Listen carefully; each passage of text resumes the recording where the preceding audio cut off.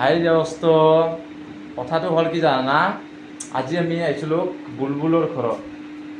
বুলবুলৰ operation কৰা হৈছিল যোৱাকালি, তাক দেখাব আহিছিলোঁ। ৰুমটো চাই মানে ভিডিঅ'টো বনাব প্লেনিং কৰিলোঁ। বাকী দেখালোঁতো বুলবুল আমাৰ অপাৰেশ্যন হৈছিল তাৰ। বাকী ইয়াৰ ঘৰটো কি দেখাব গৈছোঁ, ঘৰ সৰু সুৰা হ'ব পাৰে, কাম বয়া মানে কৰা নাই, ধুনীয়া ডিজাইনিং দিছে। এইটো এটা চাই মোৰ ভাল লাগছে। তাৰ লগতে আমাৰ জিংকু মানে উকিল বাপাক, আমাৰ বুলবুল জিংকুৰ উকিল বাপাক বুলবুল। মানে এইটো হ'ল 1 বছৰ আগতে হৈ গৈছে, মানে পূৰা কাম হৈ গৈছে তাহাৰ।